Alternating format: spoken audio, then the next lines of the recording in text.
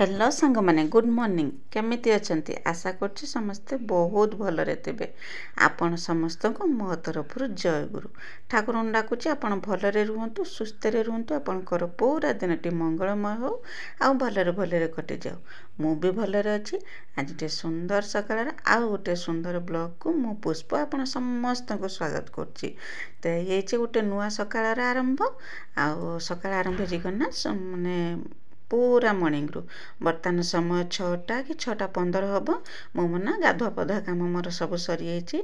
आज थी कन्या शनिवार छुआ दी जन स्कूल जीवे से कन्या रेडी होती मो गाधुआ पधुआ कम सब सरे देकी आज आज कन्या गाई गोरु कम किसी करी केवल घरद्वार कम सरे देकी बासन धुईकी कन्या मु गाधे पड़ती कहीं छुआ स्कूल जीवे से आज टे शीघ्र कम सरी से गाधे पड़ती गाधे पड़ी छुआ को देती खायापी कि मुढ़ी क्षीर से मैंने खाई स्कूल जाते बाड़ी देती तापर कन्या मुझे चा करके पीती आ चा करके पी सारापर मेसीन भाया कम नागेती आ मुझे भिडियो किसी आप सेयार करनी कहीं गाई दुईथी गुआल काटनी तापर आउ घर टे असना होगी पड़ता जो वर्षा होता सब आज पड़ता सब करका पुरका कम सब सरी लुगा भी टे खरा देखला आ मु भाविनी करना खरा करियो बोधे से करना मो लुगा थिला 2-4 खंड जा मुझे जाइथिन छत्तीसगढ़ नहीं कि जाइथिनी से लुगा थिला ना मु ता करना सब माड़ी देतिनी किंतु खरा तरा तो किछि माने हेलानी किंतु लुगाटा मु माड़ी देतिनी लुगा माने भेदे दे साला परे कि समय देखला बेलको मु कनी काम सरके जाके लुगा सफा कर देबो देखला बेलको करना मेघ अंधार कर देतिला से जा हो लुगा भेदे देतिनी माने तो सफा करते पड़ियो तापर करना सेने सब काम सरे देकी मु पळि आस्तिनी करना सकाळ रोषे बनवाई सकाଳେ करना बाबा थिले ने जे घर पाखरे कना से मेडिकल केस रे बाहर को जाइतिले आ करना भाई मो 2 जण छुआ जाइतिले तो स्कूल जाइतिले शनिवार छुआ 2 जण स्कूल जाइले केवल मो भाई को पाई रुटी बनैतिनी आ मु करना पखाळ खाइतिनी भाई पाई रुटी सब दिन जरक मु बनाए रुटी आ सीझा तरकारी भाई पाई बने देती बने दे सारापर आज कौन ना आमर हूँ जे लाइन कटा जीव बोलिकी कहते से कि मु मैंने बहुत शीघ्र कम सरोनी कहीं लाइन मोर आज बहुत कम थिला से करना मु शीघ्र कम सरोनी रोषे क्या सका रोषे सरे देकी करना लाइन कम माने दही बुलार मोर से मु चटापट टे सका कम सरे देकी कहीं 10टा सुधा लाइन कटिज बोलिकी कहते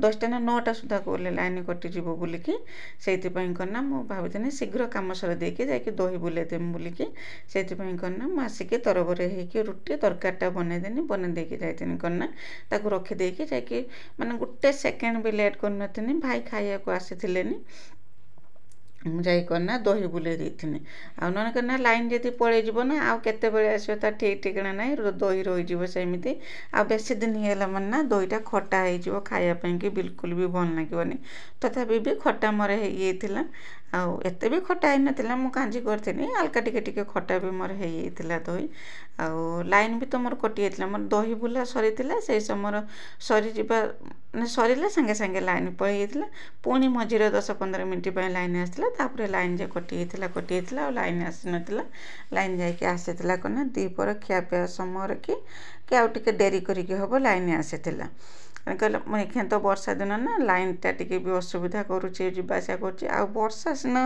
उठाऊे वर्षा हो कि गुड़गुड़ी बहुत जोर से होते एत गुड़गुड़ी गरम हो न कहवा कथा माने लुगापटा गरम दिन तो गरम हो झाड़ हुए सी अलग किंतु ये वर्षा दिन जो गुड़गुड़ी होकर झाड़ हुए सी संपूर्ण अलग लुगापटा पूरा भेदी हो जेरकम नागुचती कि उदा लुगा पिंधाई एमती हो मोर लुगापटा भेदी हो तापर मोर रुटी तरकारी सरी जाता रुटी तरकारी करके रखिदेकी मुझे पलि आसनी करना दही बुलाइपाई मैंने जिते शीघ्र मुझे चाहूनी क्यारक मो दही बुला सरीज आहरी भी मसला बाटियार मोर था कि मसला बाटी पार नी लाइन पलि जाइला दही बुला सरिया संगे संगे लाइन पलि जाइला कि मो दही लाइन जावा आगु मो दहीटा बुले देथिनी तो मो भिडियो के कंटिन्यू करंतु आरंभ शेष पर्यंत देखूँ आ बिल्कुल भी स्किप करूँ मो भिडियो किसी भी जदि आपन को भल लगुता भिडियो को लाइक टे करदेवे आ कहीं जदि प्रथम मो चैनल मो भिडियो को देखुं मो चैनल को सब्सक्राइब करदेवे आ छोट स्नेह भरा कमेंट मो लिखिदेवे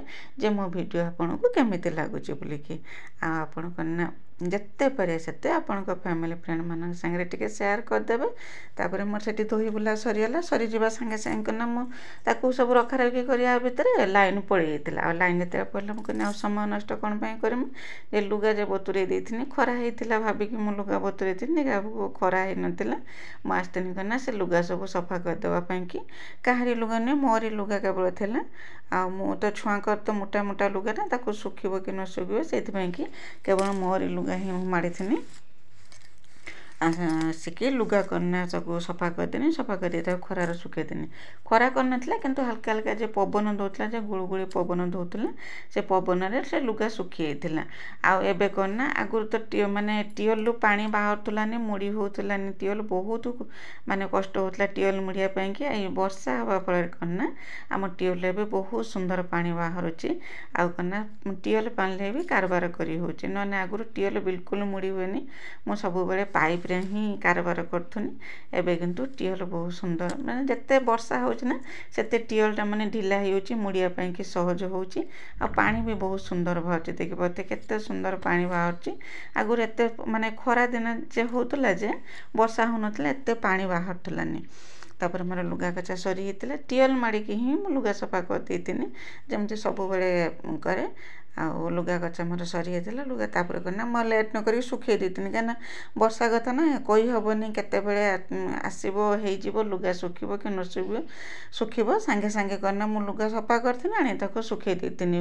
ମାନେ ପାଣି ଗଡ଼ିବା ପାଇଁକି ବି ସମୟ ଦେଇନଥିଲି, ଲୁଗା ଶୁଖେଇ ଦେଇକି ଯାଇଥିଲି। ଆଉ ଯେତେବେଳେ ଲୁଗା ଶୁଖଉଥିଲି ନା ସେ ସମୟରେ ଜାଣିବାକୁ ପାଇନି ଯେ ଲାଇନ୍ ଆସିଲାନି ବୋଲିକି, ସେଇଥିପାଇଁ କ'ଣ ନା ସାଙ୍ଗେ ସାଙ୍ଗେ ଲୁଗା ଶୁଖେଇଦେନି। ଲୁଗା ଶୁଖେଇ ଦେଇକି ପଳେଇ ଯାଇଥିଲି। ବିଶେଷ କରି କ'ଣ ନା ମସଲା ବାଟିଆରେ ଥିଲା ନା ମୋର, ଆଉ ଶିଳଟା ତ ମୋର ଅସନା ହେଇକି ପଡ଼ିଛି, ଶିଳର ମସଲା ବାଟି ହେଉନି। ଭାବୁଛି କ'ଣ ନା ଏବେ ଶିଳଟାକୁ ପରିଷ୍କାର କରିକି ରଖିମି, କାହିଁକିନା ଯେତେବେଳେ ଲାଇନ୍ର ଯିବା ଆସିବା ହେଉଛି, ଆରି ଭିତରେ କ'ଣ ନା ଶିଳରେ ଥିଲେ ଶିଳର ମସଲା ବାଟିକି ତରକାରୀ କରିହେବ।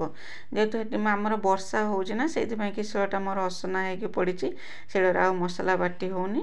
ସେଇଥିପାଇଁ କ'ଣ ନା ମୁଁ ଗ୍ରାଇଣ୍ଡର ଉପରେ ସବୁବେଳେ ନିର୍ଭର କରେ। ଆଉ ତାପରେ କ'ଣ ନା ଲୁଗା ଶୁଖେଇ ଦେଇକି ପଳେଇ ଆସିନି, ବେଶୀ ନୁହେଁ 10-15 ମିନିଟ୍ ପାଇଁକି ଲାଇନ୍ କେବଳ ଆସିଥିଲା। ସେଇ ସମୟ ଭିତରେ ମୁଁ ଆଉ ଲେଟ୍ ନ କରିକି ଲୁଗା ଶୁଖେଇ ଦେଇକି ପଳେଇ ଆସିନି। ଖାଇବି ନଥିଲି ବର୍ତ୍ତମାନ ପର୍ଯ୍ୟନ୍ତ, ମୁଁ ଏକାବେଳେ କାମ ସରେଇ ଦେଇ ସାରିଲା ପରେ ତାପରେ ଯାଇକି ଖାଇମି। ପାଖାପାଖି ହେଇଯାଇଥିଲା ମୋତେ 9:30, ମାନେ 10ଟା 10:30 ପାଖାପାଖି ମୋତେ ହେଇଯାଇଥିଲା ଖାଇଲା ବେଳକୁ। ମୁଁ ଆସିକି କ'ଣ ନା ଅଦା ରସୁଣ ପିଆଜ ଆଉ ତା ସାଙ୍ଗ ଟମାଟୋ ସବୁ ଏକାବେଳେ ଗ୍ରାଇଣ୍ଡିଙ୍ଗ କରିଦେଇଥିଲି। ଆଉ ଜଷ୍ଟ ଗ୍ରାଇଣ୍ଡିଙ୍ଗ କରିସାରିଛି, ସେତେବେଳେ କ'ଣ ନା ସାଙ୍ଗେ ସାଙ୍ଗେ ପୁଣି ଲାଇନ୍ ପଳେଇଗଲା ପରେ ମୁଁ ତାପରେ କ'ଣ ନା ଆସିକି ପଖାଳ ଗଣ୍ଡେ ଖାଇ ଦେଇଥିଲି। ପଖାଳ ଖାଇ ଦେଇଥିଲି, ମସଲା ଏଥିପାଇଁ ବାଟୁଥିଲି ଯେ ମାଛ ଆସିଥିଲା। ମାଛ ତ କେଳିବା ପାଇଁ ମୋତେ ସମୟ ହେଇନଥିଲା। ମାନେ ମାଛ ତ ଯେତେବେଳେ ହେବ ମୁଁ ସେତେବେଳେ କେଳେଇଦେମି, ବାଗେଇଦେମି, କିନ୍ତୁ ମସଲାଟା ଆଗ ରେଡ଼ି କରିକି ରଖିଦେଇଥାଏ। ତାପରେ କ'ଣ ନା ଖାଇ ଦେଇଥିଲି, ଖାଇ ଦେଇକି ଯାଇଥିଲି କ'ଣ ନା ମାଛ ଆଣିକି କେଳେଇବା ପାଇଁକି।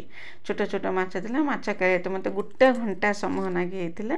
10ଟାରୁ ପୁରା 11ଟା 1 ଘଣ୍ଟା ସମୟ ଲାଗି ହେଇଥିଲା। ତାପରେ କ'ଣ ନା ମାଛ କେଳେଇକି ଧୁଆଧୁଇ କରିକି ଆସିକି ମୁଁ ଚୁଲି ଲଗେଇଲା ବେଳକୁ ଛୁଆ କ'ଣ ନା ସ୍କୁଲରୁ ପଳେଇ ଆସିଥିଲେ ସେତେବେଳକୁ। ମୋତେ ମାନେ ସକାଳ ପୁରା ନନ୍ଷ୍ଟପ୍ ହିସାବରେ ମୁଁ କାମ କରୁଥିଲି। ମୋତେ ଭାତ ବସାଇଲା ବେଳକୁ ଛୁଆ ସ୍କୁଲରୁ ପଳେଇ ଆସିଥିଲେ। ପାଖାପାଖି 10:15 କି ନା 10ଟା ନୁହେଁ 11:15 ପାଖାପାଖି ହେଇଥିଲା, 15-20 ଏରକମ ହେଇଯାଇଥିଲା। କାରଣ ଛୁଆଙ୍କର 11ଟା ବେଳେ ଛୁଟି ହୁଏ ବୋଧେ, ଶନିବାର ଦିନ 11ଟାରେ ଆସିକି ପହଞ୍ଚେଇଥିଲେ। ତାପରେ ମୁଁ ଦେଖିବା ଚୁଲି ଲଗାଉଥିଲି। ଆଉ ଭିଡ଼ିଓ ମୁଁ ସବୁଆଡ଼େ କରିପାରୁନଥିଲି, କାହିଁକିନା ଏତେ କାମ ଭିତରେ ନା ଆଉ ମୋବାଇଲ ନେଇକି ତାକୁ ନା ଷ୍ଟାଣ୍ଡ ଲଗେଇକି ଭିଡ଼ିଓ କରିବା ମୁଁ କରିପାରୁନଥିଲି। ମାନେ ଲକ୍ଷ୍ୟ ଥିଲା କେବଳ କାମ ଉପରେ, କେରକମ କାମ ସରିମ ବୋଲିକି। ଆଉ କ'ଣ ନା ବର୍ଷା ହେଇକି ଯେ ବଡ଼ ବଡ଼ ହାଣ୍ଡି ସବୁ ଥିଲା, ହାଣ୍ଡି ବାସନ ଯାହା ସବୁ ଥିଲା, ବର୍ଷା ହେଇକି କ'ଣ ନା ମାଟିରୁ ପାଣି ବୋହିକି ସେଗୁଡ଼ା ସବୁ କାଦୁଅ ହେଇଯାଇଥିଲା। ତାରି ମଝିରେ ସମୟ ବାହାର କରିକି ଯେତେ ସବୁ ହାଣ୍ଡି ଡ୍ରମ୍ ଯାହା ସବୁ ଥିଲା ତାକୁ ସବୁ ବି ଧୁଆଧୁଇ କରିକି ସବୁ ନେଇକି ରଖିଦେଇଥିଲି। କାହିଁକିନା ବହୁତ ଜୋରସେ ବର୍ଷା ହେଉଥିଲା ନା, ସେ ଘର ପାଣି ସବୁଆଡ଼େ ଗଳୁଛି। ସେଇଥିପାଇଁକି ତାପରେ ମୁଁ ଭାତ ବସାଇ ଦେଇଥିଲି। ଭାତ ହେଇଯାଇଥିଲା। ଭାତ ହେଇସାରିଲା ପରେ, ଭାତ ହେଇସାରିଲା ବେଳକୁ ମୋତେ 12:30 ଖଣ୍ଡେ ହେଇଯାଇଥିଲା ସମୟ। ଲେଟ୍ ବି ହେଇଯାଇଥିଲା। ମୁଁ ଆଜି ଆଉ କିଛି ତରକାରୀ କରିନଥିଲି, କେବଳ କ'ଣ ନା ସେ ଯେ ଦହି ବୁଲେଇଥିଲି, ଦହି କାଞ୍ଜି କରିଥିଲି। ଆଉ ଯେ ମାଛ ଯେଉଁ ରଖିଥିଲି, ମାଛ ଯେ କେଳେଇକି ରଖିଥିଲି, ସେ ମାଛ ରସା କରିଦେଇଥିଲି। ଆଉ କିଛି କରିଥିଲିନି ତରକାରୀ। ଏଇ ଦୁଇଟା ତରକାରୀ କରିକି ସମସ୍ତଙ୍କୁ ଖାଇବାକୁ ଦେଇଥିଲି। ସେତେବେଳକୁ ପାଖାପାଖି ଖାଇଲା ବେଳକୁ ଆମେ 1:15 ହେଇଯାଇଥିଲା। ଆଉ ଜଷ୍ଟ ଖାଇକି ଉଠିବା ସମୟରେ ସେଇ ସମୟର କନା ଆରମ୍ଭ ହେଇଯାଇଥିଲା ବର୍ଷା ଖାଉଥିଲେ ସେଇ ସମୟରେ ଆରମ୍ଭ ହେଇଥିଲା ବର୍ଷା ଏତେ ଜୋର ବର୍ଷା ହେଇଥିଲା ଯେ ପାଖାପାଖି ଅଧଘଣ୍ଟେ 45 ମିନିଟ୍ ହେବ ବର୍ଷା ହେଇଥିଲା ବର୍ଷା ହେଇକି ଛାଡ଼ିଥିଲା ଆଉ ବର୍ଷାରେ ତ ଆଉ କିଛି କରିହେବ ନାହିଁ କାମ ଆଉ କନା ଯାଇକି ବର୍ଷା ଛାଡ଼ିଲା ପରେ ଯାଇକି ରେଷ୍ଟ ନେଲେ ଆଉ କିଛି ତାପରେ ଆଉ କିଛି ଭିଡ଼ିଓ କରିନଥିଲି ଦେଖିବା ଆଗକୁ କେତେ ଜୋର ବର୍ଷା ହେଉଥିଲା ମାନେ କହନ୍ତି ନା ଆଗରୁ ତ ବର୍ଷା ହେଉନଥିଲା ଝିପା ଝିପା ବର୍ଷା ହେଉଥିଲା ଏଇ ଦିନେ କି 2 ଦିନ ହେବ ଟିକେ ଜୋର ବର୍ଷା ହେଉଛି ଜୋର ସେତେ ଜୋର ବର୍ଷା ମାନେ ବିଲ ବାଡ଼ିରୁ ପାଣି ବୁଡ଼ି ନାହିଁ କିନ୍ତୁ ଜୋର ବର୍ଷା ହେଉଛି। ଖିଆପିଆ ସରିଛି ଆରମ୍ଭ ହେଇଗଲା ବର୍ଷା ଦେଖନ୍ତୁ କେତେ ଜୋର ବର୍ଷା ହେଉଛି ମାନେ ଆଗରୁ ତ ଆମର ହେଉଥିଲାନି ବର୍ଷା ଏଇ ଦିନେ କି 2 ଦିନ ହେବ ଏଇରକମ ଜୋର ବର୍ଷା ହେଉଛି ତଥାପି ବି ଆମର ଏପର୍ଯ୍ୟନ୍ତ ଏପଟେ ଚାଷବାସ କାମ ଆରମ୍ଭ ହେଇନାହିଁ ଆଉ ଏଇରକମ ଯଦି ବର୍ଷା ଯଦି ଲଗାତାର ହୋଇଯିବ ତାହେଲେ ଚାଷବାସ କାମ ଆରମ୍ଭ ହେବ ଦେଖିପାରୁଥିବେ ଏରକମ ବର୍ଷା ହେଉଛି ବର୍ଷା ହେଲା ବେଳକୁ ଆମ ମାଟି ଘରର ଅବସ୍ଥା ଦେଖନ୍ତୁ କେମିତି ହେଇଯାଉଛି এইরকম ହେଇଯାଉଛି ଆମ ମାଟି ଘର ପାଣି ପଡ଼ିକି ସବୁଆଡ଼େ ପାଣି ପଡ଼ୁଛି ଘର ସାରା ଏଇଟା ଆମ ଭାର ମଝି ଭାର ଆଉ ଏପଟେ ସବୁଆଡ଼େ ପାଣି ପଡ଼ୁଛି ଅନ୍ଧାର ପୁରା ହେଇଛି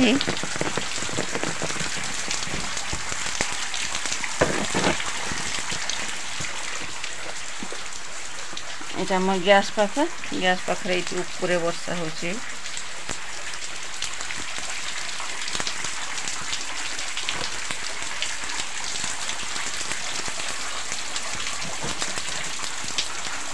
ମୁଁ ତାକୁ ଆଜି ସକାଳେ କେତେ ପରିଷ୍କାର କରିକି ଖରକା ଫରକା କରିକି ସବୁ ପରିଷ୍କାର କରିଦେଇଥିଲି ଆଜି ସକାଳେ ପୁଣି ଦେଖିଲା ବେଳକୁ ବର୍ଷା ହେଇକି ଅସନା ହେଇଗଲା